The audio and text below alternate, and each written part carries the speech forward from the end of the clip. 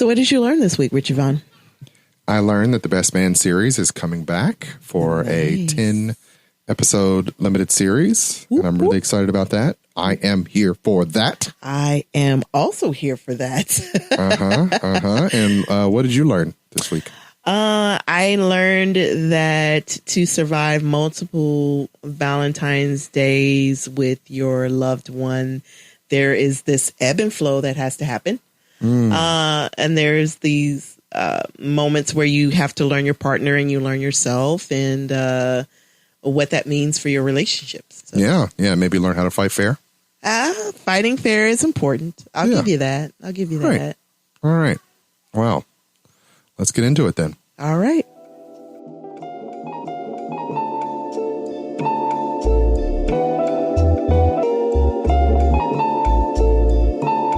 Welcome to the Hallspace Podcast. It's about connections. I'm your host, Dr. Ritch Hall, and this is a weekly conversation about whatever and however I see to connect things. For people who want to connect, chat, and learn a thing or two about a thing or two.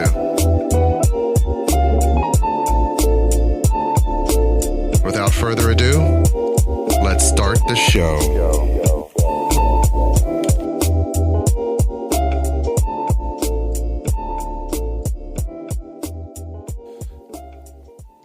Hello. Hey there. Welcome back. It's another episode of the Hallspace Podcast. Welcome back. I'm your host, Ritch Hall, and I'm here with my lovely and capable co-host, Nicole Hall. And we're just happy to be back with you again. We are. What episode is this? This is season 2, episode 3. Season 2, episode 3. Yeah. Happy Valentine's Day. Happy Valentine's Day. I love you. I love you too. We've had a lot of Valentine's We've had a lot of Valentine's Days together. Some like 20-something Valentine's Days together. We have. You're counting them all in total and some. Yeah. Some of them we got right and some of them we did not. Yeah, well, hey. I mean, when you have that many, how can you get them all right? Well, I feel like there's a streak after you discover what I wanted or what I needed. Yeah. I mean, I remember asking what you wanted, and I remember saying, "Do you want extravagant or do you want consistent?" Yeah. And you chose right. You chose consistent. So absolutely. I could nail consistent. Extravagant would give me anxiety. Like, how do I top myself year to year? No, that does make it definitely difficult. And what I will say is you're absolutely consistent. And it honestly, it's even outside of Valentine's Day. I have flowers all the time. You tell me you love me all the time. You give me cards all the time. So it's not like I'm doing this because it's Valentine's Day, you know? Yeah. So I always feel like you're always showing your love sincerely. So, yeah. Oh, thank you. I try. Yeah. No, you do a good job. And it's a bit of an effort. It is an effort. Love is an effort. People tell you. It is. People act like it should be easy and it just comes naturally. It's work. And it's like, it's work. It's work. You're just minding your own business and you're like, oh, I got to show this person that I care. I got to show this person love. And you have to do it in a few ways, right? Mm-hmm. So like for me, it's like, I know you like to have your kitchen clean before you cook on Saturdays. Mm-hmm. And you also like a good dinner. And you like, a few things, right? Like as far as snacks or t-shirts or, you know what I mean? And so like I try to get all of those things aligned with certain holidays or just in general. Yeah. Right. Yeah. I mean, just kind of being a good spouse, especially, we've been together how many years? A lot of years. Did not know there would be math. 1998. There's a test, Ritchie Hall. 1998. So that's 22 years of stuff. Of stuffs. And 13 years married. 13 years married. And what you learn in that time frame is some of the stuff that makes your spouse happy is just to make their life easier. Yeah. Right? Yeah. And so it's like, let me get these kids out of the way, or let me get these dishes out of the way. Mm-hmm. Oh, on top of them, let me get you your favorite chocolate or flowers or, you know what I mean? Like, so I think that we both sort of, or at least I try to, I know you do it. I know that you're very cognizant of the things that I like and you try to just give it to me. Yeah. So some of that stuff's autopilot by now. It's like, oh, okay. Yeah. Pick up her coffee when she's out of it. Yep. Or, Yep. you pick up my wine or whatever. Yeah. And I know for you, it's what I've been trying to do lately is I see you like set out the stuff for tea, but you don't have time. Mm-hmm. And so I'm like, well, let me make his tea. Now, I had to learn how you liked it, but... Yeah, I'm very particular. You are very particular. You have to steep for a specific amount of time, but, you know, that's 4 the kind to of... 5 minutes. Yeah, exactly. Depending on the tea. Yep. But that's the kind of stuff you figure out when you're with somebody for this amount of time. Small acts of service end up being a part of what makes a relationship work. Exactly. For the long run. I mean... Yeah. You're first together, that's, you know... The roses and chocolates and all that kind of stuff is great, but yeah. Well, that stuff kind of, I mean, you know, it has a purpose because I think it is still good to show that you care. I'm thinking of you and I love you. Yes. But I also think that it's not as, it doesn't end up being as vital. It ends up being a thing that you should continue to do. Yes. But it's the other stuff, the day-to-day stuff. Yeah. I think that was like, you know, in my younger days, it was like, there was a fight against Valentine's Day and the other holiday. What was the other one? Sweetest Day. Sweetest Day. In part because it was like Sweetest Day. No. In part was because like I feel like I do a lot throughout the year. You do in between all this stuff. So that like the idea that I had to like pull everything together to make this one day more special than the other days was like. But I'm already kind of doing my best to be a good. And let me say this partner. Yes, and let me say this too. There was a part of me that had to grow up and learn that you would always make just our regular days special, right? Mm-hmm. So if you didn't do anything on Valentine's Day or Sweetest Day, it wouldn't matter because you spend so many of the other days.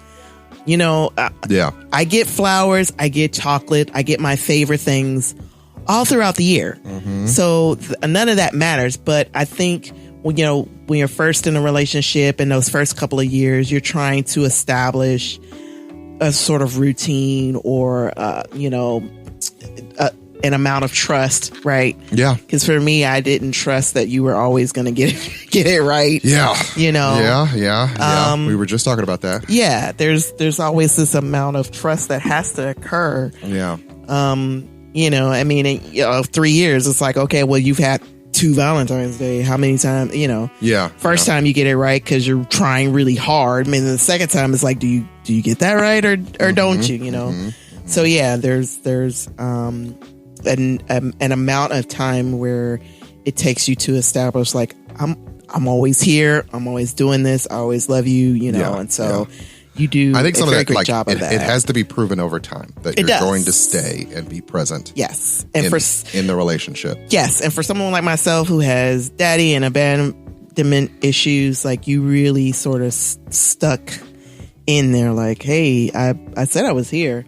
Yeah. I'm still here. Yeah. Hey, did I mention that I was here? And that wasn't very important for me. Yeah, I realized that, like, I didn't always know why we were fighting about some things. I mean, some of the things that you've said later, it's like, was that what that fight was about? Because it didn't feel like that was what it was about at the time. Like, it felt like you were either coming for me at the time or right. just, like, trying not to let me be me. You, like, if I practice a type of independence in the relationship, you would get hurt. And I'd be like, but...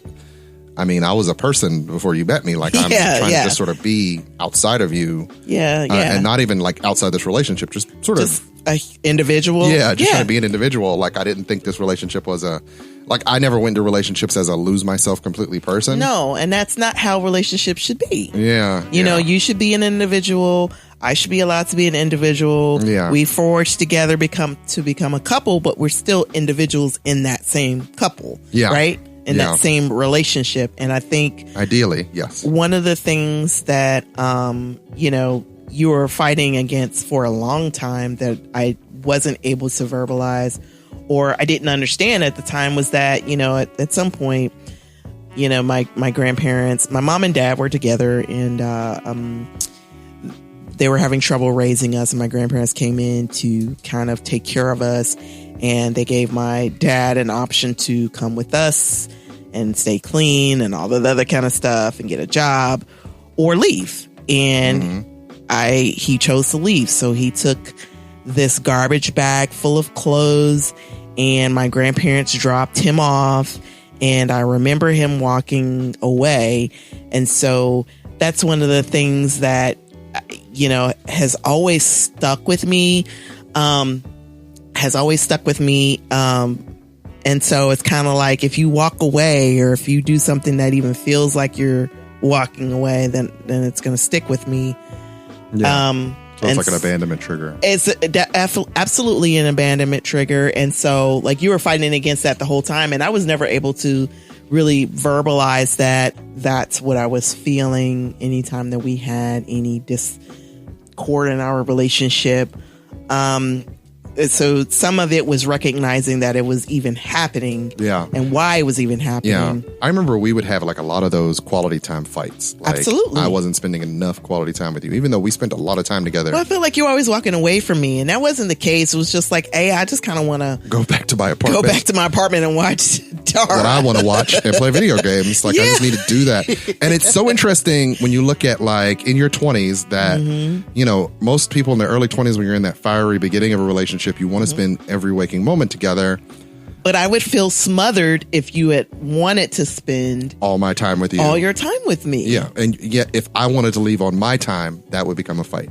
We had not agreed to that time. What? Right. What? Right. And very often I would kind of hit my internal exhaustion point of just sort of being around a person and kind of just want to do my own thing for a while, because by the time we met, I was kind of an independent. I had some routines. You were independent. You lived alone. You had school. I had school. And so we really only had these small pockets of time to be individuals. Right.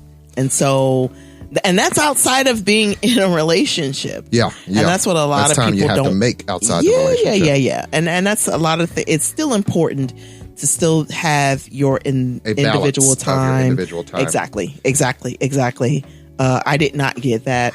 But I also didn't get, it was a long time before I got. As in you didn't understand that. I didn't get it, and I didn't receive it. So my grandparents came and they picked us up.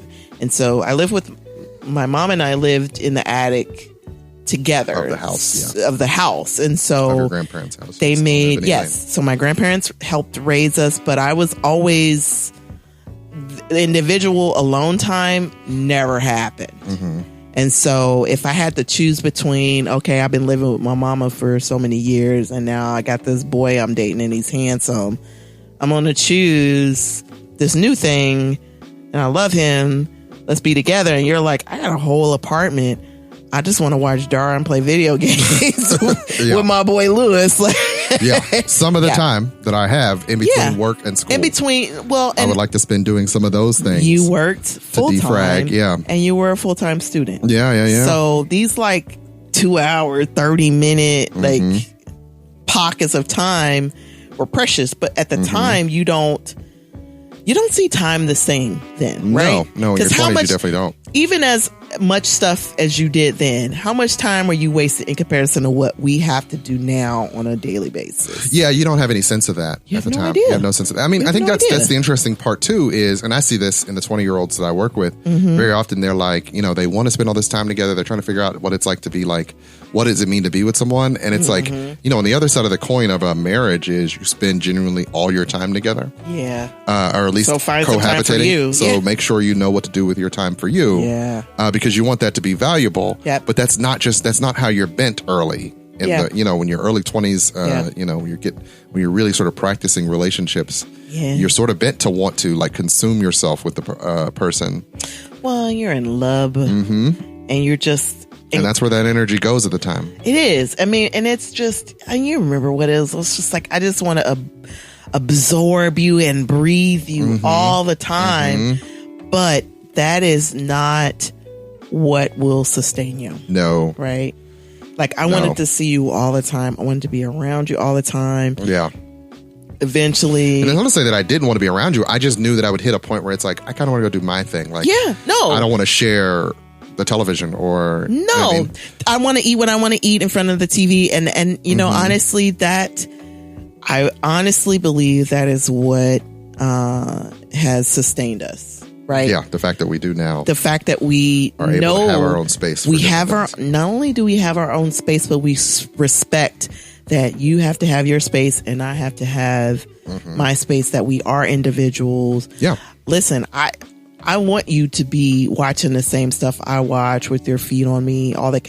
That's great.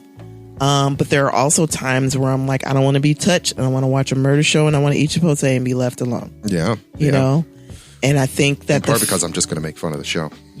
Okay, so yeah, I don't watch shows with Ritch Vaughn because he makes so much fun of them. Now, you don't make fun of the murder shows as much, because there are some of them that are... They're genuinely compelling. They're genuinely compelling, and you're like, oh no. I did not know she was going to murder him. What? Oh. Interesting. Is that what you do with those drums? Huh. Right. Yeah. So those moments are like, for me, those are like golden.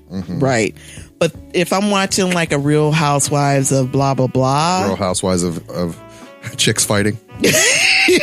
Oh my God. Yelling These and chicks fighting. are just fighting each other, and I don't even want any part of it. And it's hard for me to watch that much dysfunction on display, because it's like, oh my God. So if she had just communicated her true feelings, so they're just gonna contrive a situation where they need to sit down and have a brunch. And plus I would like to specifically talk about this on the camera. Right. You know, they did like 3 takes of this, right? Like, you can see the tapestry. No, you know what I mean? Like, you can see behind the curtain.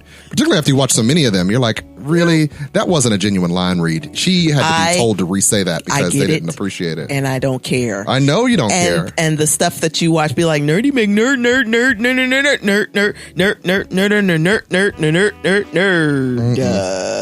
.com. Okay? But at least it's original. And not the same 5 arguments about somebody's brand or somebody's disrespect or the disrespect. Okay. Those are facts. The disrespect.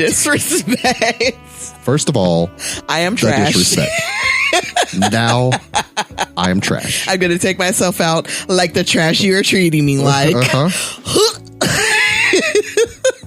For those who don't know, we are Bowmanizer, who is a YouTube on and Instagram and TikTok sensation. Oh my gosh, he's hilarious. She forwards me his TikTok / Instagram. And I know, and his funny thing is, I know that you follow him, but I'm like, have you seen this one though? Yes, I usually have. They're pretty funny. Right, but I need to see that Ritch Vaughn liked it. Otherwise, I'm going to send it to you. And so one of the things he always says is, unfortunately, I am trash. Or he has this way of like putting all the words together in this very hilarious way. He makes fun of podcasts, and I feel attacked sometimes. And he makes fun of reality shows. Yeah, he's got a pretty good tempo for them. Hilarious. Him and his sister and his best friend. Oh my God, they're great. And he's added his mom recently. It's just, oh my gosh. Yeah. Because she's like, maybe I am behind on them. You are, because she's like, it's Valentine's Day. That wasn't his mom. Was that his mom? That's his mom. That's his mom? That's his mother. She doesn't look like his she mother. She doesn't look like a mother. She does not, but that is his mother. Ooh, so I would not have guessed. No.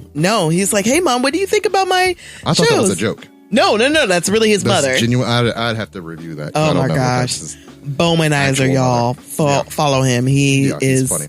Hilarious on the show. But I think, one of the things that really works is that we give ourselves the space that we need, and we respect it, although it took a amount of time to realize what that even meant. You know? That was hard to kind of determine. It was. I mean, I don't know that it was harder for me. I kind of knew that I wanted it, and you didn't want to give it to me. True. I'll give it. I'll give you that. I'll give you that. And, I was like, I feel like I'm giving this enough time. There were genuinely times where I was like, we were having fights about things, and I'd be like, I've been with you all day. Why is it I can't leave now? Because I was with you all weekend. Because I want you to stay. I don't live here. I need to go to my apartment. I need to get gas. I gotta go to the bank. I just want to go do things. And these were very these are definitely we were 20 and 21 years old. These are basic. These are super basic, but no. Stuff that she wouldn't at all get worried about now. If I get up and go to the bank now, once again, there's no fear of abandonment there. Grab me some chicken fingers when you get back, okay? I don't know if I've said this on the show, but my wife sends me to the store like a 16-year-old. I would like some Twizzlers and more wine and chicken fingers. No, okay, so let's talk about this because you're he goes out and he does the shopping, right? And especially since COVID, he does the grocery shopping and the Sam's shopping because we have mass all the foraging, right?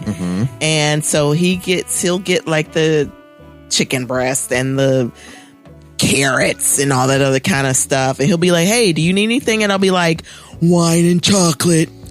And it's no, for the house, no, those are for me. Yeah, I know. And I'll gladly pick up those things. But also, have you thought about, you're out of creamer or... Get the wine and the chocolate. Okay. I mean, I guess. Right. Okay, some M&Ms and... I want the mint M&Ms. If they don't have them, then I want the pretzel M&Ms. Right. And a Chardonnay. A nice, not too cheap Chardonnay. Hey, listen, give me the Woodbridge Chardonnay and then shh. That's all I need. Yeah. But if this was 20 years ago, me just going to the store without telling her would have been a fight. And I'm like, well, what are we fighting about? What does this even mean? I didn't know if you were coming back. I always came back. You always came back. You always came back. Facts. F-A-C-T-S. And that just goes to show how much some of those fights in the early days, some people cut out early. Because they don't know. Some of those fights aren't even about what you're doing as a person. They're about what you have in your head. Yeah. And one of the things that I always I set the ground rules in us fighting very early. You cannot call me names. You cannot... this whole raising your voice thing, and you can't bring up old stuff. Yeah. Or what'd you call antiquing? Antiquing. No antiquing. So no bringing up old things and smashing old memories because you're upset right now. Yep. Or making this about all the other times where you feel like something similar to this has happened. It may not be exactly this thing. You may cite examples of the particular crime, but not additional crimes. Not additional crimes from 1982. And at this point, we've got deep. So you could pull back from a very long ways to say, well, you've always been like this. And because otherwise you've been putting up with a lot more than you've ever voiced. And so no name calling. Honestly, y'all, I was an unfair fighter, but what I learned was and this was something that my grandmother said to me before we got married. If you have an issue with something, you state it immediately. And so if I was going to have a fight with you about something that I considered to be big, I would say, we about to fight. Yeah, that's my cue. That we about to fight, Ritch Hall. And I'll go, oh, okay. I've got my cup and we about to fight. I know you just got off of work, but we are about to have a showdown. Okay, what did I do? And then we have a conversation about it. But at that point, I knew, what I brought up had to be relevant, right? It had to be something that was serious. I knew that it had to be something that we had to come to an agreement on, right? So it wasn't something that was like, oh, it just makes me mad. No, this is like, hey, this is egregious. Do you agree this is a problem? Yes. This is absolutely egregious. Yeah. And if it's not egregious for you, then we have a bigger problem, right? Right. So, I know one of the things that we, used to argue about was friends. And so friends overstepping a bit? Friends and the habitual line stepping of those friends, and I use that term very, very, very lightly. When you're younger, you have a lot more looser connections. You do. Might not be about you or your relationship, so they might say or do things that are just they're definitely stepping over lines. The bear. Yeah, absolutely, and absolutely. Now as a husband, it's like, well, no, I can't mess with people like that. But back then, you're like, I don't know if you're going to be around. So should I lose this friend? We're just going to figure this out, right? Should I eject this friend because you don't like them? And then you find out this friend probably isn't good for me anyway. Yeah. And we've on both sides, you've had your friends that were line steppers, and I've had my friends that are line steppers. And usually it's a friend of the opposite sex with a grievance. I'm almost always a friend of the opposite sex, and it's with a grievance. Actually, there was a time where it wasn't a friend of the opposite sex, but there's always people. I don't even know who you're thinking about when you say that. Oh, yeah. So there are people that enter your life while you're in a relationship, right? And I think this is important to talk about, right? Yeah. Where male or female, where they sort of cause discord for whatever reason. Usually because they got discord within them. It's more often because they got some stuff going on with them. Yes, exactly. Your relationship is a threat to that for whatever reason. Your relationship is a threat to your triggered. Friendship with them, right? It's not always about even the friendship. It's just there's something about you being in a relationship as their friend. Yeah. That triggers stuff within them. So they can't, they have to bring drama to your thing. Right. And often, sometimes they are drama. You'll have friends they bring their own drama. They are so much drama, untempered. They have so much untempered schism in their life. Yeah, that it's hard not to bring that drama to you. Yeah, and sometimes if we could think of we could cite probably multiple examples of friends who it was like they were chaos, but you had been friends with them for so long that you're just used to the chaos. You're used to the chaos, Absolutely. And then when you're in this stable relationship, you're like, I don't have time to be chasing your ex-girlfriend across state lines. Like, I'm not going to take trash bags and throw his clothes on the porch. Like, it's a lot. Right. That feels... I got something to lose now. I'm not trying to... I have a lot to lose now. Yeah. I'm not trying to be out these streets doing this with you. I don't want to do this with you anymore. Right. And, and we're speaking from the vantage point of, I met 20 you, years later. We're 20 years old. We're 20 years old. We're in college. All of our friends are 18, 19, 20, up to 23 still getting years into old. Stuff. And when you say still getting into stuff, it's like in your 20s, that's when you get into stuff. Oh yeah. Now some of y'all don't stop after Oh no. Some 20s. people still in their 40s getting some into of stuff. y'all I'm Facebook friends with quite a few people that I'm like, man, you still get into this stuff now? Really? Or is that what we're still doing? She's still throwing your stuff on the lawn at 40? Are we still fighting at 45? I mean, if he got like 3 girlfriends, he's always had 3 girlfriends. All the way down. You knew he had 3 baby mamas. Listen. At this point, you should stop fighting about that. Bruh, if you have to write into Zane. Oh my gosh. Or call Kevin Samuels. Okay. You might have some issues. I'm just putting that out there. Yeah. I mean, and this isn't me from you know my what they're going to tell you. tower. You already know what they're going to tell you when you do. You already know. You should. I mean, not everybody knows. I've learned by being a professional, quote unquote, advice giver. Not everybody knows. Could you be surprised? Not everybody gets good advice throughout their life. A lot of people are making it on their own. Not a lot of people get honest advice. Yeah. Good and honest. Emotionally intelligent advice. Emotionally intelligent advice. Or they're unable to hear it. So they might have been given some and they advice just didn't and they couldn't understand it or absorb it. Yeah.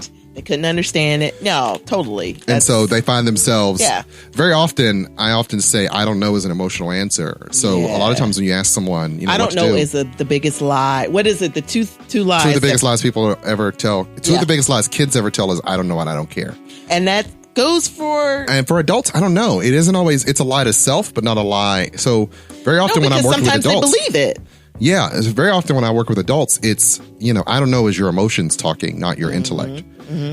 So we are often of 2 different minds, and this goes back to the type of therapy I use. What does your intellect say? Your intellect will tell. Your intellect knows that a problem can be solved, by a series of behavioral steps or actions. But your emotions can often feel frozen, stuck, avoidant, right? And so emotions are immediate. They want to react now. Right. They want something to be done now, and so it's very difficult sometimes for your emotions to know what the next step is because they get stuck. They just feel frozen. They feel overwhelmed. We're in this circle and we feel this way. Yeah. And I don't know how to get out of it. But if you get back into your calm, collected, wise mind, you're often able to then bridge the gap to figure out, there's probably something that could be done. If nothing else, get to that just point, think to Google it. Just think to go, how do I answer this question? I have access to the internet in my pocket. I could probably find a solution to any problem. Is that a way though? Yes, actually. Really? It is. So some of the ways that you do that is just to learn how to be sort of emotionally intelligent. Yeah. How do you recognize when your feelings show up? What do your feelings typically do to you when they do? Right. And then how do you navigate that with a much clearer head and not just my initial impulses can often be wrong. Anytime you need to act right now And so long as it's not like literally like a bus is coming for you kind of situation. Yeah. You probably have time to sit back, right? You have time to sit back and say, how do I handle this the best way? Right. So you could think of like fights we had, like the fight we had after Chicago and Detroit. Yeah. Where it was like, if you would step back for a second and thought to yourself, not reacted with the emotions, which is triggered by this fear of abandonment. Reacted with the emotions, and I had assessed the situation, and I had considered your point of view, it wouldn't have been a fight at all. Right. But because you did not do that, you just came at me with how you were feeling. And I'm just trying to leave. You're just trying to take a nap and go back to your apartment. Go back to my apartment, take a nap. And I just want you with me. Right. And so stepping out of your feelings is, my feelings are compelling me to act. Yeah. Maybe this isn't the time to act. Maybe I need to take a second and consider there might be multiple points of view. Yeah. Now, there are times where your feelings are telling you to act, you have to. Like, there's genuinely a threat. But sometimes it's not. Sometimes, once again, it's the triggers, it's the traumas in your history that are pulling you to react. And so as we talk about this, we're really kind of talking about how, Valentine's Day being yesterday, that love isn't just the happy stuff. It's learning to have a love for as long as we've had. You have to know how to navigate the challenges, the fights, the ups and the downs. And people often think in terms of, having someone to love means a lot of us just want love because we want it to validate us, to make us feel like a person who can be loved. Yeah. We all have a history of some kind of brokenness, trauma, whatever. And love is a way of kind of shellacking over all that and making you feel as if no matter how insecure you feel as a person, someone out there will love you. Yeah. But to do that, to get that, you do have to work. You have to return it in kind. Yeah. Oh, yeah. And you do have to find a way. There's you got to have the floor plan. You got to have you got to have a foundation. You got to have a foundation. You got to have the struts up. You got to have load bearing walls. You got to have like things and values and things outside the relationship that keep it together. You have to have the right talent to get those things done in the first place. Like all of that. And honestly, one of those foundations is knowing how to fight fair. Some of what we're talking about here is recognizing what's the fight really about. Right. Is it about him just leaving for this afternoon, or have I turned it into this much larger abandonment issue? Yeah.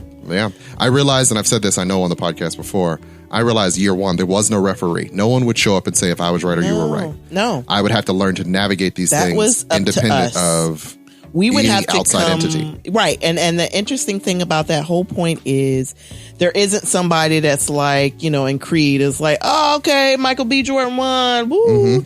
No, it's like, okay, at what point do we both agree that this is the middle ground and we can move forward? Right. Period. That this fight can come to an end. Yes. And that some solution has been found for the both of us. There's a solution. And oftentimes the solution may not be for you to be together. Sometimes, depending on the relationship, it depends on what it is, right? Yeah. There are some times where you're like, okay, we both agree that we are both just too toxic for each other, right? Yeah. Or there's this situation like for us where it's like, okay, I realize that I have some additional issues that don't have anything to do with you.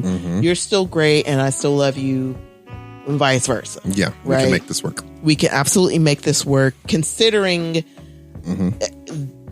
all that is in play here, right? Yeah. And that's the biggest part of making something work, right? You get with somebody and you're like, oh man, okay, so you've got some abandonment issues. Yeah. You have some issues with your dad. Like all of that plays into who you are. And it plays to who you are in this relationship. And it is important to recognize all of that and say, okay, I still love you in between all of that. How there's can still we a value to this. How can we continue this thing and keep it sustained in spite of those challenges and inner difficulties and insecurities? Absolutely. And let me say this. We have been together since I was 20 years old. I'm 43 now. Yeah. And I've heard your mother say this about your dad a couple of times. Never once have I prayed to God to say, if this is the right thing to do.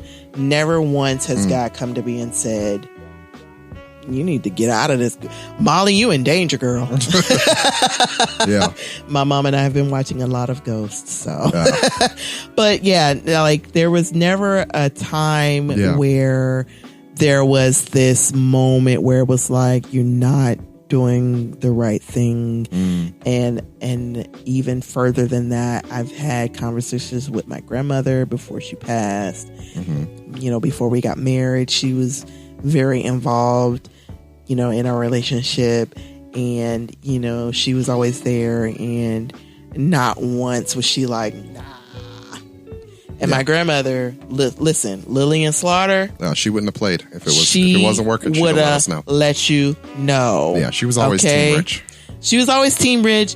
If she wasn't, she would have left. I'm sorry. She would have left Richie on the porch. Right. Like, you gonna have to go get him because he's not allowed at my house, kind of thing. Right. Yes. So it was good to have her support. It was. She had several conversations with you about our relationship and just about you in general. So she was very invested in the success of our relationship, and I think there was something that she saw there as an as an experienced person. You know, I think that helps to have outside experienced people. It does. with relatively functional relationships. Yeah. To be a guide. I think a lot of young relationships need someone that can sort of guide them. Because, as I said before, there's no referees. So they're often like, is this normal? Should I have to put up with this? And when you have an older person who could say, yeah, that's about normal. Sounds about right. Having Terry is one of those people who, over the course of our relationship, I'll be like, I'm mad at my wife. Am I tripping? He'll be like, yeah, actually, you're tripping. Like, that's your wife bad. And you're like, all right, fine. Whatever. So I thought you was on my side. We have Terry and Leah who have been together longer than us, and they have 4 kids. We have your mom and dad who have been together since you were born. Yeah, I don't really go to my parents for advice. Yeah, I know, but I mean, but there's perspectives, you know, from everybody that we can take. My grandparents were together until they passed away, and my grandfather only lasted a year and a half, maybe. Yeah, that was one of those storybooks. She passed away, and he was like, "I'm going with her." Yeah, you know. Yeah. And so that was always sort of very important to me. They raised me and my brother and my mom, and you know, what they had together was incredibly important, even though she made it clear there were certain things that, you know, these are things that you need to talk about. These are things that are important. These are things that when you get married, this is what you discuss, you know. And so she kept it very real, but they loved each other. You know, I mean, and you never know what that really means until your spouse gets Alzheimer's, right? Yeah. Or your spouse needs you to have a nurse come in and bathe them, or, you know what I mean? Like, all of that. Yeah, most people aren't thinking of that when they're thinking about getting together. It's just sort of a thing. And no. That's a real part of what this whole pair bonding thing is about. It's is that you're going real. To age. You don't want to have to face this life alone. Yep. You need someone to help you take out the trash and you shovel the walk. You need somebody to be able to shovel the walk. But you're also going to need somebody when you get old to you know, give you your shots and make sure that the nurse is doing you right. Yep. You need somebody to make sure that they're not going to put you in a crappy home. You know, like my grandparents' biggest thing was that they wanted to always be home. Yeah. No matter what. My grandmother had worked in a nursing home, and she hated that. I think that's one of the things that, once again, when people are in their 20s, particularly in contemporary society, they're so far removed from, you know, aging. The idea of that, and the effects of aging, and you know, people often are very worried about like the divorce rates and all these sort of abstract ideals around relationships. Like, well, what if it goes wrong? But then again, what if it goes right and you do find someone that can be there to hold your hand on your very last day on earth?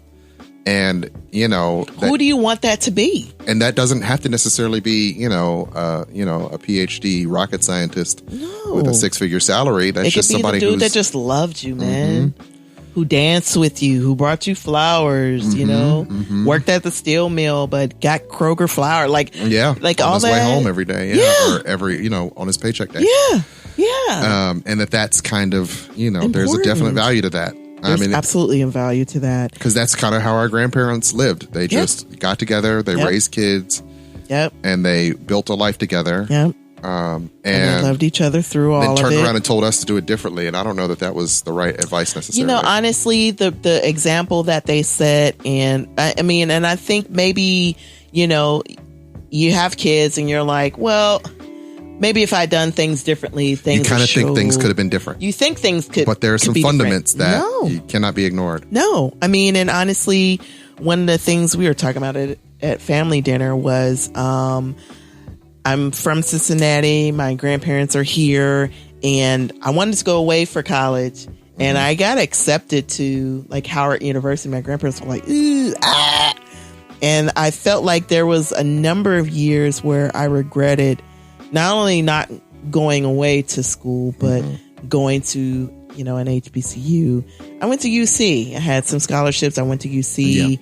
I stayed on campus the first 2 years.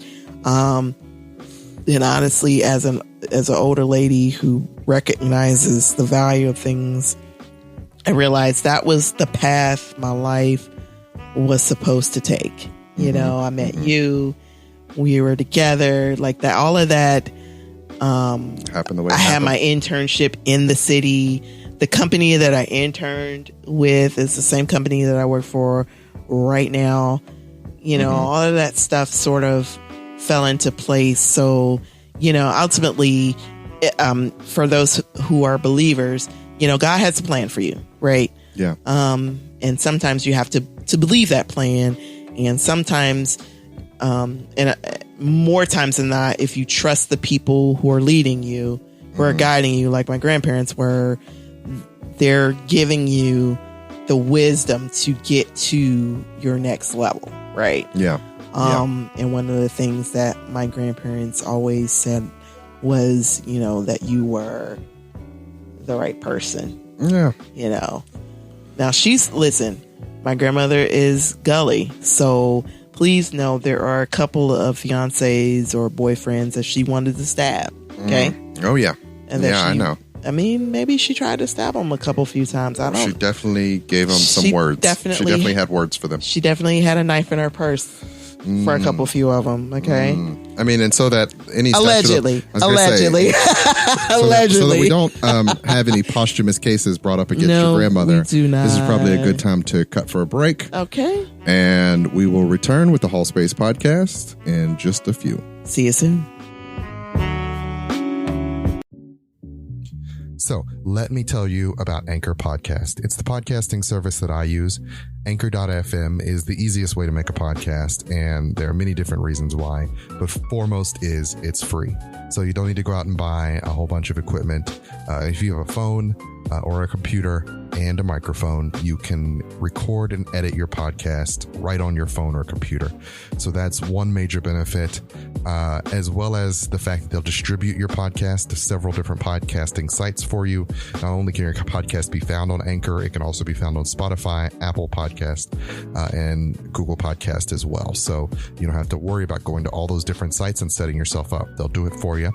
You can also make some money on your podcast. Say you have a podcast that only 5 people listen to on a regular basis. They don't limit you on how many subscribers you have to have in order to be able to make a little bit of change for your podcast to keep yourself going.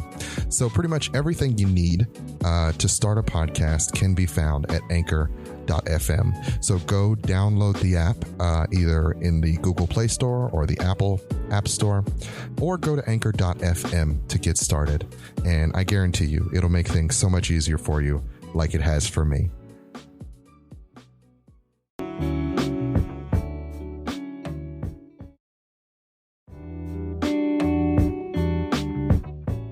Welcome back. Hey there. Welcome back to the Hallspace Podcast. Welcome back.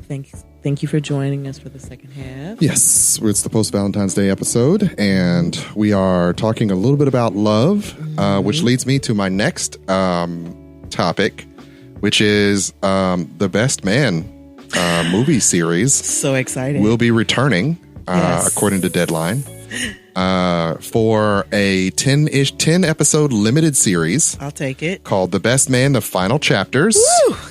And I cannot tell you how excited I am to see. Every single actor is coming back. Every single actor is coming back.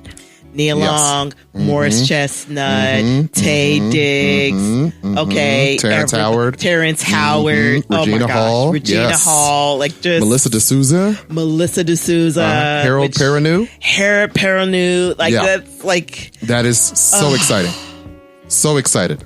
You know what? I don't know why we're so attached, but oh my God. Well, I mean, Best Man is one of the movies. Yes. And Best Man Holiday. Yes. Those movies I can watch over and over again. Yes. Yes. I mean, it just one of a movie series that came out square when we were in our 20s. Yeah. That seemed to speak to this sort of era of who we were. Yeah. You know, and was just a good, enjoyable film. It was a good movie, yeah. And I'm just so excited that it's going to be on Peacock. Okay. Which, you know, Peacock is free. You have to pay to see some of the stuff. The new Saved by the Bell show was on Peacock. The new Saved by the Bell, we watched a couple episodes of it. Yeah, we've watched the free episodes. We haven't seen it. They weren't. It was actually pretty good. I think there's things that it's like, if it's in your decade, it's going to be right. And you get these actors together for this show. It's like right, and I have to appreciate them throwing money at it, like and making it a thing, because it did not have to be a thing. It did not have to be a thing. We were supposed to get a new movie. It's one of those things that it took us however long to get the second. It took us a long the Best time Man Holiday to get Best Man Holiday, and now to get 10 episodes. I'm hoping hour-long episodes. It's not a soul food situation where you have the movie and then you have a completely different cast for the TV show. This is Taye Diggs, Terrence Howard, Morris Chestnuts, all these movie stars. Everybody. All these movie stars are going to be in the television show. Let's stop. So we all remember, like, we love the soul food movie, right? Yeah. And then they were like, oh, we're going to have a soul food show. And I didn't research any of that. I just sort of said, soul food, boom, I'm going to watch it. Wait, what? Who are these people? Who are these people? You couldn't get a single person from the real movie. Where is Vanessa Williams? Where? Yeah. Where? What? Mm-hmm. Wow. Mekhi Phifer ain't free. He ain't got. What's he doing right? He was a movie star. Mekhi? What are you doing? You're not free for soul food? Vanessa Williams, you're not free for soul food? Okay, so soul Michael Beach, you're not free for soul. She was a Coke bottle? Yeah. Okay. Yeah. Mekhi Phifer was Nia Long's husband. Okay. So we not... Young Mekhi Phifer, right? What are y'all doing? Yes. Right. Yes. Yeah. So I'm very excited. I've already seen some detractors online, and I'm a little annoyed with these people for being short-sighted. And I am the number one person who says don't read the comments. It's just full of idiotic opinions, and everybody can have trash opinions. However, but there are people who are like, why isn't it a movie? Because for some reason they feel like they would be better served by 2 hours of content than 10. Like, this is the best of all worlds if you're a fan of the franchise.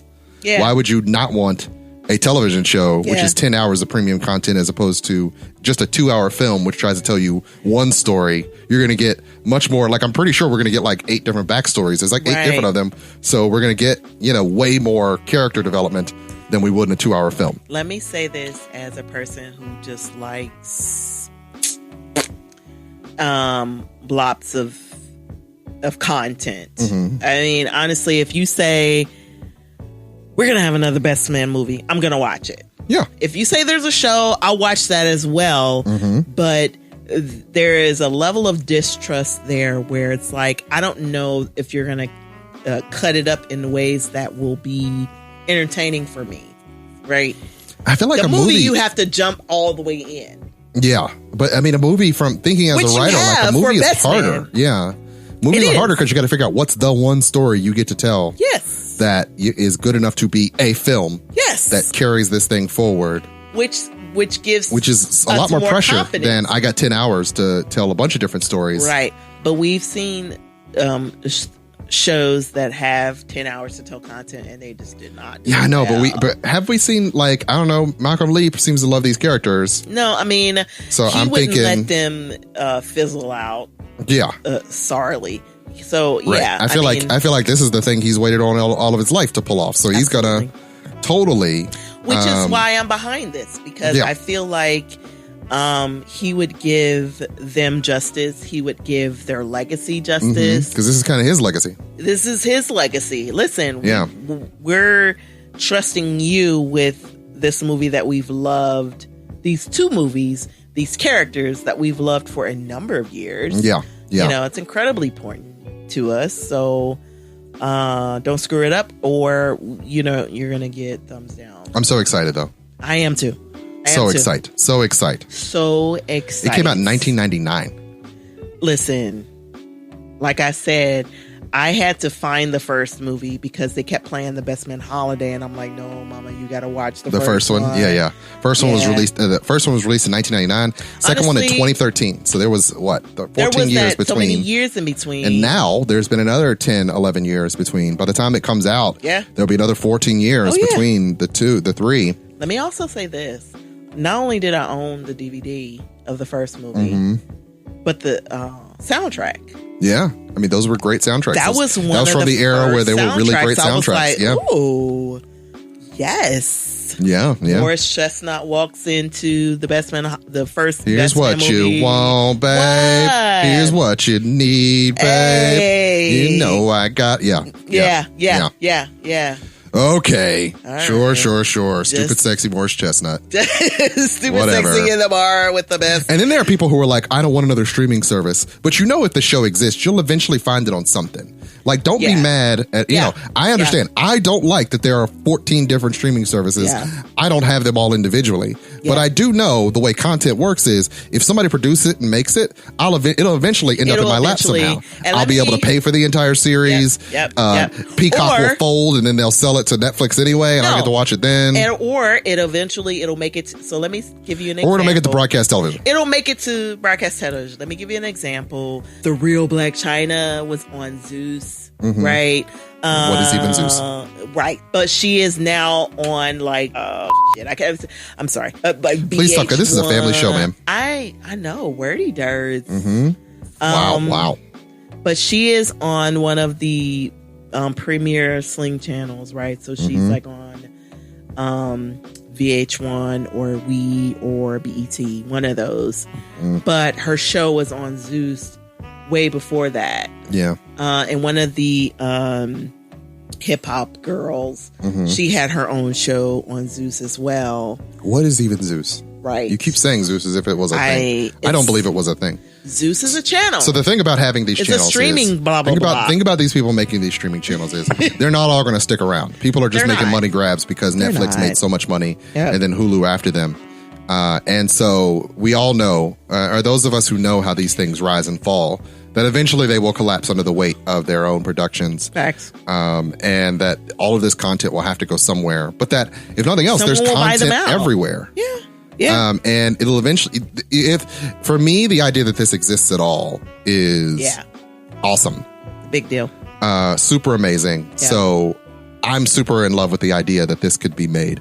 Well, and particularly honestly, after a lifetime of being told that these things wouldn't exist. Like, when's the last time they made this type of movie that went to the theaters? Yeah. A movie of the like of Best Man, where it's like a black romantic comedy that's not like no superheroes, no nothing. It's just it was just a $9 million movie. That made a bunch of money, and we don't get that as much as anymore. We do not on the big screen. Those are things that or even on all these streaming services. If you think about it, that kind of content we have to fight for all the time. Yeah. I mean, honestly, we have Netflix and we have Hulu, we have Amazon, all this other kind of places, and the girl from Creed that played Michael B. Jordan's Tessa Thompson. She was in the Thor Ragnarok movie. She had a movie, and it was a good movie. It was a love. What's the name of the movie, Nicole? Wow. I didn't know there was going to be. You started walking into it. I'm like, she's going to try to bring up a movie she doesn't know the name to. I knew you were doing it as you're doing it. You're like, the girl, you couldn't even remember who the girl was. So I'm like, I can see her face. I feel like you put me on blast. And that's not in the spirit of Valentine's Day love. So. It was a love story, and it was called Sylvie's Love. Sylvie's Love. Yeah. I knew what you were talking about. I'm like, she's walking in. I don't remember the name of this movie. No, she's walking into this. Listen, as he's judging me, he's in front of his computer doing the Googles. Okay, I'm doing this. I didn't bring the movie up without the name on my tongue. I'm doing it off the dome. Okay? That's how much I It's called Sylvie's Love. It was a really good little film that was on Amazon Prime. Cute love story. And I enjoyed it. But again, we don't get to see, like you said, those. There's not a glut of those things. Yeah. I mean, Tyler Perry's at this point allowed to churn out whatever he wants, whatever but those very are always, quality. dramedies, right? But it is a good time for streaming. Like, we have a lot of really good promises for streaming television shows and movies. Yeah. I haven't talked about it on the show, but World of Wakanda is going to be a thing. And let me just freak out about that for a minute. That's an awesome idea. So I was always wondering, and I want to stop here for a second and say that 3 years ago today, the Hall family rented out a theater so that our friends could see Black Panther. We all got together. It was an awesome time. We were so excited and so fantastic. Overjoyed to see the film we did it for Bridget's living birthday. color. We did. It was so exciting. We rented a whole movie theater. Yeah. And, rest in peace, Chadwick Boseman. God bless his soul. Really sorry that he won't be recast. I have a lot of feelings about that, a lot of thoughts about it. I know you do. He should be recast. T'Challa should be recast. He's a superhero. He is a superhero. But the idea that there's going to be a World of Wakanda TV show on Disney Plus, here for it. Particularly in the aftermath of The Mandalorian, in the aftermath of WandaVision, pretty certain I could feel comfortable they're going to do something awesome, and I can't wait to see it. Mandalorian was good. WandaVision, have not watched WandaVision is good. You'll like it. Okay. I'm just waiting for it to all to collect because I don't think you could live with the week-to-week format. It is massively frustrating. Yeah. That's how TV used to be, but still, it's too frustrating. I'll sit down with you. We'll watch it in a binge after it's over because I want to rewatch it, and I'll probably do a full review of it on the show. So the fact that there's a World of Wakanda show coming out is genuinely top tier for me in my top 10 things I'm excited about over the next 5 years. Yeah. Then there's the Lando show. So they're making a Lando Calrissian show. Here's my problem with the Lando Calrissian show. Who's playing Lando? We don't know. Here's the thing. Okay, so Childish Gambino is Childish Lando, Gambino right? is the best Lando we've had since the original Lando. Come on, Here's the problem. Here's they the can't problem. get him to sign on the dotted line. And so right now, Amazon is saying that him and Phoebe Waller-Bridges is doing a Mr. and Mrs. Smith show, which they think is going to be based at least around the same concept as the Brad Pitt, Angelina Jolie movie. Yeah, I remember the movie. I'm excited for that too, but I'm also like, hey, you two are supposed to be over here working on the Lando show. Yeah. So are you going to sign on the dotted line to do that? Like, sure, go produce some things for Amazon. And while you're together, it's like two rappers going on tour. Like, while you're over here doing this project, could you also be in the studio cooking up this other thing with Justin Simeon? Because Justin Simeon, the writer of Dear White People, is creating the Lando show. So it's like, is he like in your phone tree? Like, just make sure that you're also talking to him while you guys are producing that. Please produce that. Please. Donald Glover is actually capable of producing a lot of content. He is. Problem is he does it on his time because he's such an esoteric actor. He is. And creator. And he is. You might wait a decade for him to do something awesome. Yeah. Because he's like, it's got to be the way that he envisions it. Yes. Right? Yes. And so. And it's going to be non-traditional. It's going to be great. Atlanta was beautiful. Atlanta was beautiful, is beautiful. They're still coming out with some episodes. Some people have already said that the episodes are going to be some of the best TV you've ever seen since The Sopranos. I'm not going to be as hyperbolic, but I know it's going to be great. I can't wait to see the new season. It's going to be great. And let's just talk about him. Period. Childish Gambino, even just as a rapper. Mm-hmm. Okay. Yeah. Yeah. He's fantastic. I'm a big fan. Yeah. So, can't wait to see what Don Glover is going to bring out. Yeah. And really looking forward to the Mr. and Mrs. Smith show. Don Glover? Don Glover? Yeah. Don Glover. Yeah, Don Glover. Can't wait to see what he's going to bring out, and really hoping that he signs on the dotted line with Disney to do this other show. Like, please, you need this paycheck. You got kids to feed. Let's just go ahead and do it. Glover. And Don Glover and Justin Simeon and Phoebe Waller-Bridges just get to do their own in-space epic. Like, just do that thing because it would be awesome. And it's really only like 3 months of work. I understand you got a life and you want to make albums, do all the things, but please, Donald Glover, come do the show. Big fans of your work. Want to see you as Lando, just killing it on the big screen and the little screen and all the screens. Just do as many as they'll pay you for. Please, we'll show up for it. So yeah, really excited about some good television coming out. Donald Glover is immensely talented. Yeah. He definitely deserves an EGOT. Yeah. Oh yeah. Absolutely. He definitely deserves an EGOT. Absolutely. He's just a compelling just creator, singer, actor, rapper, just all of it. Comedian. Yeah. Absolutely. Yeah. Comedian. He's got a lot of the talents. He is. And it's been great talented. to watch him. And he's brought in other talented people. So I wanted to ask, just not to get you off the Donald Glover train. Yeah. But like, what show would you want to see made of a film or series that you loved and would like to see either rebooted, returned, or made on a streaming service? That's easy. What is that? It's either Martin or Living Single. You want Martin or Living Single to come back? Martin. I'm here for that. Single. I'd be there for that. You know, I mean, I think Martin. I don't know about Martin. Like, I don't know that, of the people in the Martin. I feel like they talked about like a possible reboot or reunion or something. Yeah. For Martin a few years ago. Yeah. I'd see it. I'd watch it. I would.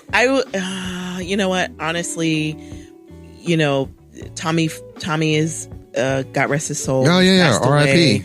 Carl Payton and Martin Lawrence and Tisha Campbell and Tashina Arnold are still around. They still got it. They'd still be funny. But you know what? Honestly, I like to see them all in their own right and all of the different areas that they've been in. Tashina and I feel like if they got a movie, I feel like I'd watch a Martin movie right now. It was House Party. Okay, right. Right.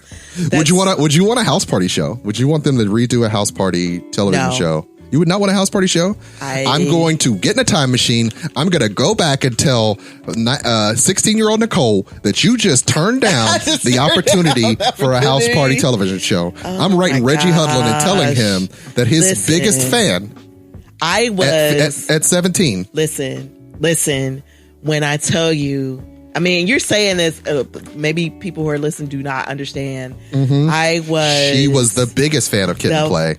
Of House Party. Of Kid and Play, House Party. It changed my life. And then there was House Party 2. Yeah. And then there was House Party 3. Ooh. And then it was like... There's been like 3 or 4 of them. There's like 4 of them all together.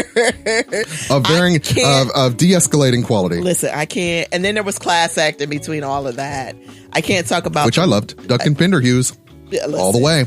You liked Class Act because of that dark skinned chick, man. She was her fire. Name? I don't know her name individually. You don't know her name. She was divine. She was beautiful. She was, and she was into Duncan Penderhughes. Yes. Yeah. So I think a lot of that is just nostalgia for us, right? But you would not want to see a continuation. You don't want to see Kid and Play's kids getting into stuff. There's a part of me that's so terrified that you're going to ruin it. Here's the thing. Nicole, you genuinely watch rappers and singers' sons be trash on TV. I do. All the time. So you wouldn't want them to just dip back into that well and do let me tell you the House Party. There is a House Party movie that doesn't have Kid or Play in it. It has Batman. Yeah. What? Marcus Houston? Is that his name? Yeah, them. Yeah. Him and those other little guys. So anyway, I'm just telling you that when I build my time machine, I'm going back to tell 15-year-old Nicole what you just said, that you don't want a House Party TV show. She was my top shows. She smack you in the face, but okay. If I could get a Love Jones show, if you could get, how awesome would that be? How awesome would that be? Listen, with all of them, I'd do that. Give me 5 episodes. Give me 2. Give me just a sequel. Give me 1 long episode. I'll take that. That would be awesome, wouldn't it? Oh my gosh. Listen, we bought Love Jones. Okay. Yeah, and recently. And it's one of those, it still holds up. I mean, they're young and dumb in their 20s, but it's it takes you back to a time in your life where you're like, I remember being this dumb. You understand being that dumb. You understand being that dumb? In love. Like, yeah. Don't call it dumb necessarily. Just call it inexperience. Whatever it was. Unable to communicate your emotions and break it up because you don't know how to just have a talk or have a fight. You tripping. I'm going to get me some toasted oats. I'm going to go get me some toasted oats. You tripping. Okay. Stomping around here like somebody stole your bike. Somebody stole your bike up and down the street. I just want to make sure you get home safe. I don't want to wait. I want mine now. Right. We've already done it. I don't understand. The thing. I don't understand why I have to wait. I don't understand why I have to wait. No, I want mine now. I don't want to save it for later. Yeah. Walter Mosley. I would want a Walter Mosley Easy Rollins show. Okay. Right now. Like a call Denzel Washington. Call Don Cheadle. Let's just get it going. A Devil in a Blue Dress show? Give me 13 episodes. He's got like 14 whole books. Episodes He's got 14 books. So, just go ahead. Give me that. You're a big fan. Absolutely. Hugest fan. Yeah. Hugest fan. Walter Mosley is pretty brilliant. I'll pay you right now. Okay. Go ahead and tell me what streaming service that will be on. And you'll pay. I'll put the money down knowing it's coming. Take my money. And I'll just let you take it out my account. Yeah. Because I want to make sure this gets made. Yeah. Just let me know. Absolutely. Get your going for me together. Absolutely. If you were to give me an Elmore Leonard variety show, where they do, Elmore Leonard is the writer of many movies that you've probably seen and not thought of. Yeah. like Out of Sight. Yeah. Like Be Cool. Yep. Be Cool was like my favorite. Okay. And I like it is so comically brilliant. I can't even. And cool. Listen. Yeah. It's got Andre 3000. No. You're thinking of the other one. Be Cool. I'm sorry. Cool. Be Cool is the one It's you're Be thinking Cool. of. I'm thinking of Get Shorty. It's got Cedric the Entertainer. Cedric the Rock is Entertainer in it. The Rock is in it. Yeah. The Rock is hilarious. And let me explain why this is so important. I don't like funny movies because so many times people try to be funny and they're not. Yeah. But The Rock, there's some straight up comedies that you just don't get into. I just don't, because it's slapsticky, and I'm kind of like my grandmother in that sort of, don't tell me when I'm supposed to laugh. Okay. Yeah. But The Rock is hilarious. Okay. Andre 3000 is Cedric the Entertainer is just, it's the funniest movie. Yeah. I mean, and it's one of those ones that I would quote more often if more people knew how funny that movie was. Right. I mean, and maybe I'm just stuck in, that's my decade, but no, that's solidly where we're from. It's one of my favorites. Right. It's one of my favorites. Right. Hands down. So I would definitely take just make Elmore Leonard stories into a show. Okay. Just bounce around characters. Tell me what can be done. What. Just, it doesn't have to be the same characters every time, but like characters can weave in and out. Yeah. It would just be amazing. Yeah. And I'd be here for that. But I would absolutely. I love Joan's show. Shh. Wouldn't that be awesome? A living single show. Like if you've looked at those old episodes, a Girlfriends show. Girlfriends. I would like watch a Girlfriends reboot? Return. Yeah. Oh my gosh. Absolutely. Big fan of that show. For the Girlfriends, though, I would need. I mean, basically, Insecure is like the Girlfriends. You just found out that Molly was Joan and Tony. Jesus, help me, Lord. Joan and Tony. So Tony is Molly. She's Molly. If we were to find out through some secret series of events that that Molly's mother was secretly Joan. Not Joan, but Tony. But Tony, yeah. Well, it's funny. It's like, Tony crawled so Molly could walk. Right. I would totally agree to that being all in universe. Absolutely. Yeah. Yeah. Have I talked about the fact that I did not know that I knew they had made a show called LA's Finest that was basically a continuation of the Bad Boys universe, where they used Gabrielle Union's character as from the Bad Boys 2 movie. Really? And then spun her off into her own show. And I watched all the first season, and it was dumb. It was not a great. It was a whole season. It's on Netflix. I watched the whole thing. It was not great. It wasn't horrible either. For a person like me who just likes watching a like semi-detective / shoot 'em up show, it never quite reached the pinnacle that is the Bad Boys movies, which are like excess. An important question. What's your important question? Was Gabrielle Union ever on it? Yeah, she was on the whole thing. She was the main character. In the whole. Seriously? Yeah. For real? Yeah. Oh, that's different then. Because I'm like, okay. No. She was on it. She talked. What's funny is you're watching it, learning about other characters. Like you technically meet Martin's dad. Like you meet. Really?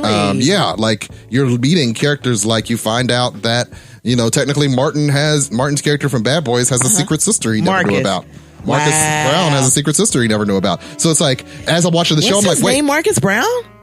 I think so, but I'm not sure. Okay. All right. Don't hold me to that. That's my dad's name. That might be why I'm thinking in terms of Marcus Brown. But Burnett, Marcus Burnett. Burnett. Yeah. But you know what though? Like we're big. Jessica Alba is the other. It's Jessica Alba and Gabrielle Union. They've got a pretty good thing going. Dwayne Martin is in it as one of the detectives. Like it's not a great show. Ernie Hudson is their dad, so you find out. Marcus Burnett's dad is Ernie Hudson. Wow. Right. Wait. It's funny, like watching it. My brain is being broken the whole time because I watch Bad Boys so religiously. Listen, Bad Boys, as a kid, Bad Boy 2, as a young teen. and love the Bad Boys movie franchise. If you made a show about that, honestly, honest to God, put my money down. Put my money down. Just do the thing. Just take my dough. Just do the thing. I'll give you the money. Shut up and take my money. Richie it was Vaughn? a thing. It's been out. It was on another streaming service that nobody knew about. Ended up on Netflix. Seriously, is it on now? Yeah, it is on. The first season is on Netflix. It's on Spectrum. It's a Spectrum original. Which, okay. You know, we don't have Spectrum like that. We don't, but we'll figure out a way to. But it ended up on Netflix. So the first season is, but there's a second season. You made it through the first season. I made it through the whole first season. Okay. It was dumb, but it was a dumb turn your brain off. Just watch the show. Yeah. If you like these characters enough, you'll enjoy yourself. There'll be those moments where you're like, what the just happened? Right. But I'm here for that. Still, you're just like, okay.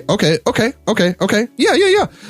And like I said, it kept expanding the Bad Boys universe. And I want to go on the record that if Ritch Hall had known in the 1999s that some point in the future he could have written something in the Bad Boys universe, I guarantee you the trajectory of my life would have gone in a completely different direction.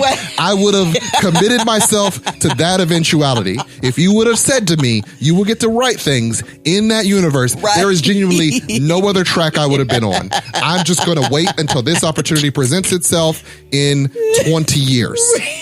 This would have been... That would have been all I would have dedicated my life to if I had known that possibility had the slightest chance of existing. In 2003, when 2003 is when Bad Boys 2 came out. Yeah. But when was the first movie?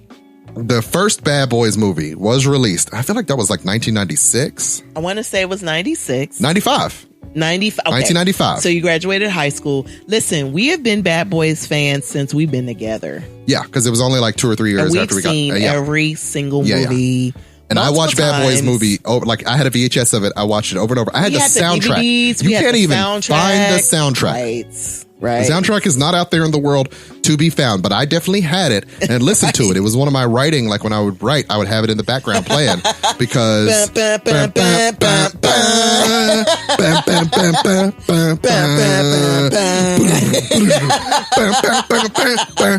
Yes, so it's in my blood.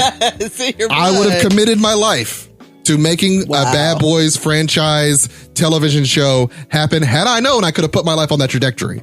Like, had I known, I would have abandoned everything to make that dream come true, because that's genuinely all I ever wanted. I don't want to put your business out there, but you have something very similar. I'm going to secretly be writing. It's called Raven and Wren. I'm going to secretly. Raven and Wren is actually me strip mining ideas from the Bad Boys films and then writing a novel around it. And I'm now mentally going to say that book is set in the Bad Boys universe, because apparently that's a thing you can do. Because why not? So when it releases in 5 years, you'll find out that you just know that for those of you who've listened to this episode, I've written that entire book with the Bad Boys universe in mind. You've been writing forever. Yeah, well, that's a whole other thing. Don't want to go down that path right now. Okay, you don't want to go. No, it's okay. So yeah, Bad Boys universe. One of the things I did want to do, Dave Chappelle got his show back, so Dave Chappelle's show is going to be back on Netflix. Whoop, whoop. Dave Chappelle. Whenever negotiations happen. Yes. Whatever negotiations. Dave Chappelle paid the man his dough. His name's on the show. It tells you how crazy contracts could be, that the guy made a show, used his talent to make the show. And then they didn't want to pay him for the show. Didn't want to pay him with his name on it. Like, you can have your name. How you not going to pay Chappelle somebody else for the Chappelle show? Because you don't have to, because capitalism. Okay. Right? And so the idea that it was very exploitive, it sounded very much like, these people, these singers, these artists, they make music, they go out there and they perform it, but they don't own the words.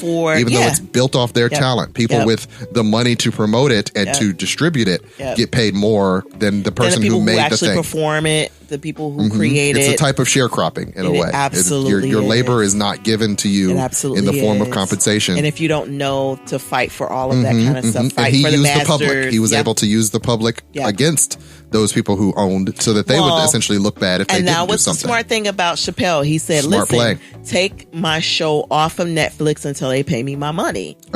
Yeah. And we're like, Netflix and HBO Max. And so they took it off. He said, just don't watch it. He just told you not to watch it. And we were like, okay. And because it was you're enough, the talent. It was enough public discord and fighting and for them to say, okay, well, let's come back to the table and have a conversation. They paid him his money. Now the show's going to be back on. And one of the things that means is the possibility of another Chappelle show because now he has his name back. And that's the thing. That's the thing. Like, if you screw him over, you don't get tapped back into that genius. If he says out loud, I've thought about doing this again, but I don't know my own name. Yeah. Then it's like, oh, how much money do we have to throw at you Chappelle to make more of this thing? It was brilliant. It was brilliant. Brilliant. It'll never be the same. It'll never be the same. But you know what? Shows like Chappelle's Show, Key and Peele, The Boondocks. Who's the guy that we like now that you haven't even given me enough information to try to help you with this. Sherman Showcase. Sherman Showcase. Diallo Riddle and Bashir. Yeah. All of that. Huge fan of Diallo Riddle. Shout out to Diallo Riddle. We watch Sherman Showcase a lot. Over and over. We own the Sherman Showcase Black History Month because Black History Month in July. Just epic. Because it's hilarious. Yeah, but shows like that, I like to see those exist. Yeah, I like they to actually see them got do so well. Diallo Riddle and Bashir got a multi-show deal with someone recently, so they're going to be producing a lot more content. Here in the near future. We need stuff like that. Absolutely. I'm all for it. Yeah. Yeah. So a lot of premium Black content that's coming out, which is great, I think, for Black History Month to be told that, hey, in the future, there's going to be some really great and awesome things happening. And I'm definitely looking forward to all this new stuff, this new TV to watch, particularly in a quarantine where it's like, oh, hey, I feel like I've watched all of the things. Right. So the idea that there's more cool things coming out. Yeah. WandaVision, as I said, is definitely on my recommend to watch list. Okay. Watch it from the beginning. You're going to get stuck in the first 2 episodes, but just pay attention to it. Keep watching. It builds, and then it finally starts to pay off. And when it pays off, you're still with more mysteries and questions. So I think it's doing a great job of being like a David Lynch written Marvel thing. Okay. And after WandaVision is the Falcon and the Winter Soldier, which I'm also really looking forward to. I'm excited about that. I'm hesitant in that same way that with each Disney Plus show, it's like, is this going to be good? And then you're like, oh crap, this is really good. And now you're in it. Yeah. So I'm hoping they don't let me down. I hope they continue the streak. Yeah. And then the Loki show that's supposed to come out after that. So it's like Disney Plus is going to own Fridays for me for the near future, and I'm here for it because they're really hitting the mark. When they put that Disney bomb out, and you're like, oh my God. It's so much TV. And now they're really kind of delivering, which is exciting. So far, so good. We'll see if they can maintain the quality as they continue to dilute the package. So I'm here for it. I'm going to wait and see. Oh, I was supposed to talk about Gina Carano getting fired, but I can talk about that real quick. I've got just enough time. So in The Mandalorian, there's that statuesque girl that is the drop trooper. Yeah, she got fired because she was making anti-Semitic comments. Well, so here's the thing: the actual comment that got her fired, or the actual comment that ended up being what looked like it got her fired, I think it's a dumb thing to say, but I don't know that it was. She basically said that Republicans are being treated like Jews during the Holocaust. And people get very, very, very, very upset about that, which is very interesting because, there's some people who you can persecute. Yeah. I'm sorry, there is a marginalized population that you can't say anything about, and that's the Jewish community. You absolutely cannot. Without repercussions. Absolutely. They have power. See Nick Cannon. Okay. Right. And for people who don't know who this lady is, if you don't watch The Mandalorian, she was also in Deadpool. Yes, she was in Deadpool. She was a MMA fighter. Yeah, she's been in quite a few things. She was in a Fast and Furious movie, and she just kept having these very sort of stark. She is a very pretty lady. And I liked her on the show. Yeah. Sad to see her go. Yeah. But here's the thing: we live in America. Yeah. And in America, you are probably an at-will employee. Yes. If you're not in a union, you are an at-will employee. So if your employer says, "I don't think you work here anymore," guess what? You don't work here anymore. There are very few repercussions unless you have a labor union. Not gonna work here anymore. We all know, as African Americans, we know there are certain things we cannot say or do at work. Yep. Because if we do these things, there will be consequences for us. Everybody is not Nick Cannon where he says what he feels and then he's like, I'm going to go on over here and get my fan base back because what I said was accurate. So a lot of people are whining about cancel culture. I disagree that this is even I disagree that cancel culture is even a thing on a fundamental level. Like people been canceled, like Muhammad Ali. When he was Cassius Clay and wanted to change his name, guess what they did? They canceled him. The Freedom Riders got canceled. All they want to do is help people vote. they went upside their head and murdered a few of them. Absolutely. So it's like America's been canceling people. Yes. It's just that white people were doing the canceling of brown As people and opposed minorities. to, And now some people just happen to lose a gig, a high profile gig. That is not the same. We America. are canceling Karens all over the and world. losing their job isn't ruining their career. No. It's losing a job. And in a capitalist society, in a free market, you'll lose your job. It's not the same as getting a person who's lost a job. And who knows, I can get fired for whatever dumb thing I choose to say out there in the world might come back to haunt me at work. But as a I work for a state institution, like people could come for me if they want. So I got to worry about what I say. No, I mean you're constantly cognizant, aware of that. But there are Karens in the world who are like, I got this job forever. Or just assume that they have impunity. Yeah. And what's unfortunate about this is it feeds the narrative that they are being oppressed, which I whole scale disagree with, because if you have a platform at all, then that means you're not being silenced. Yeah. And you can just find other platforms. And it's the internet. If you really want a platform, just make a platform. Nobody gave me permission to do this podcast. I just decided to start doing the thing. Yeah. So you can always put your voice out there. It's whether or not someone will give you a platform. Our 10-year-old has a YouTube page. Right. Does Disney have to choose to pay you if they keep getting word that your opinions are trash? They don't.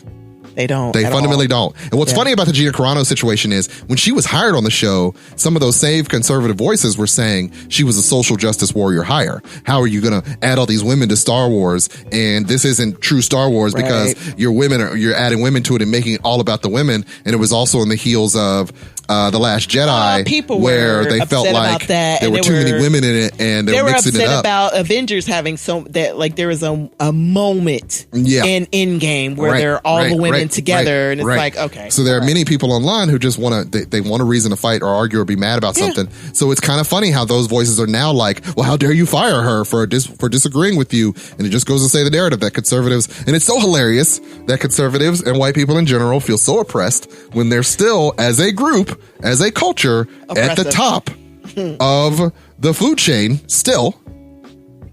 And we're thinking in terms of zero-sum racism, which is this idea that any inch being given to another group is taking a mile from you, then it feels as if you're being oppressed because the sands of time are shifting.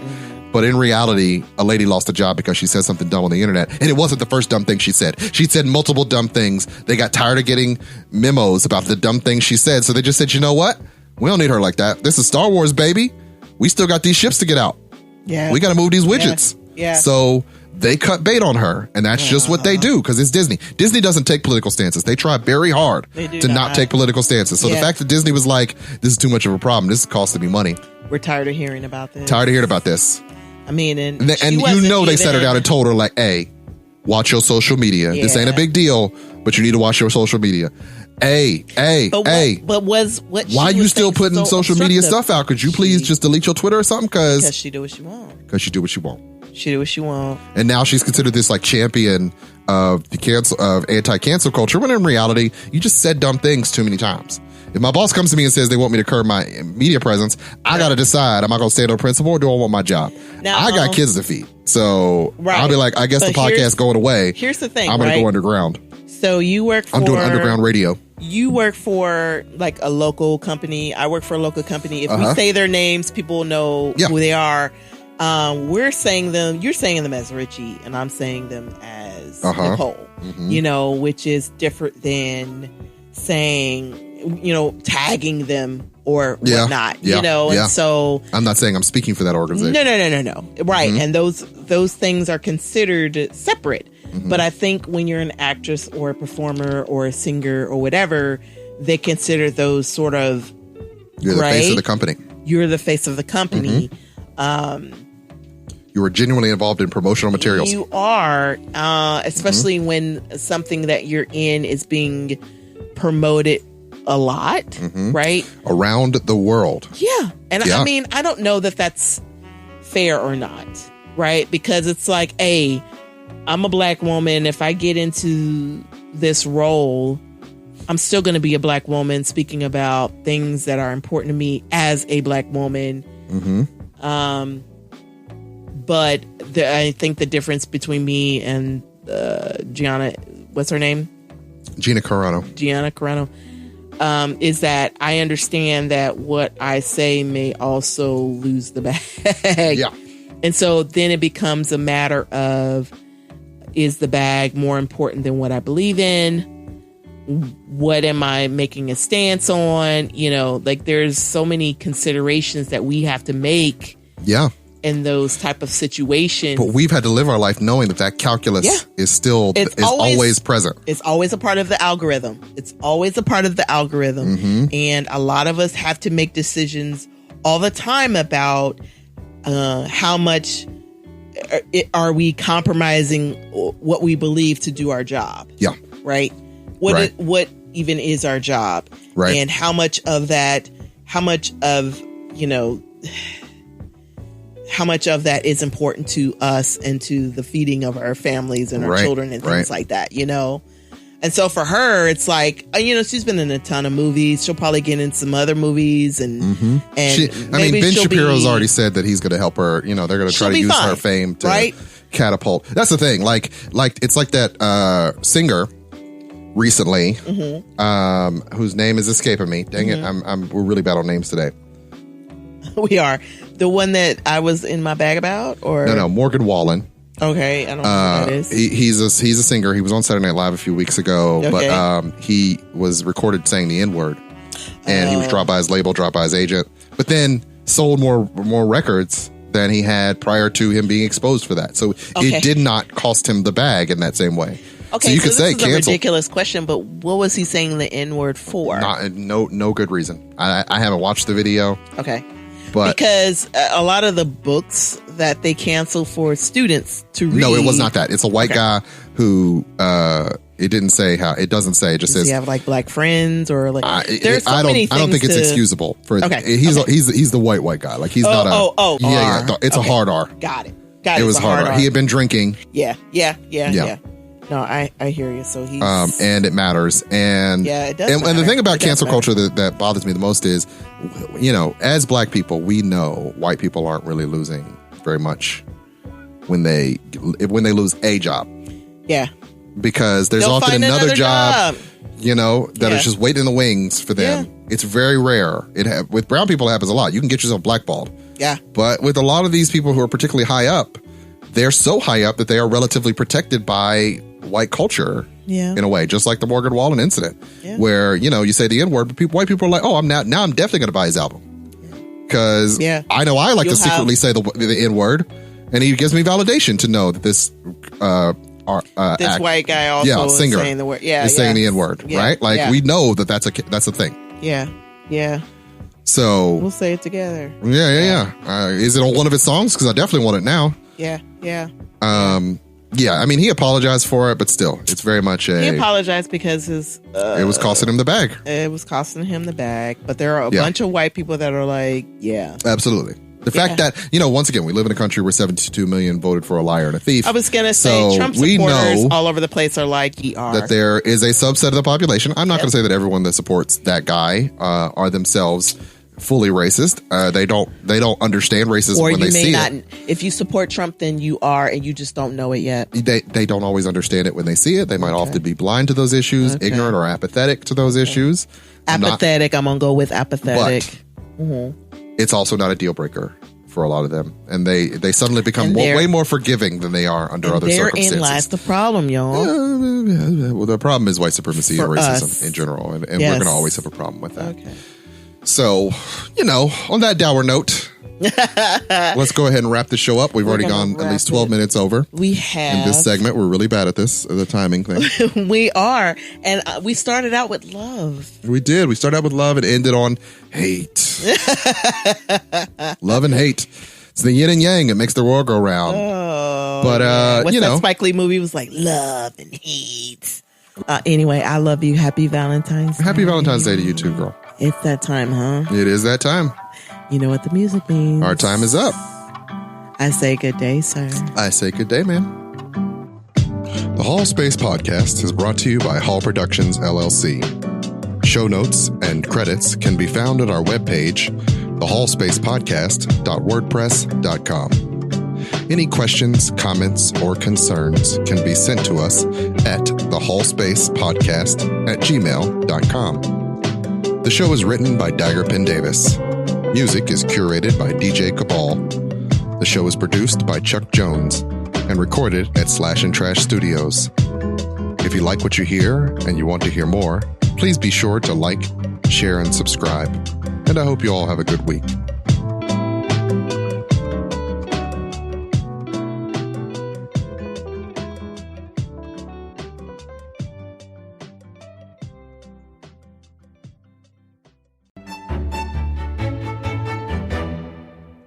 House Hall.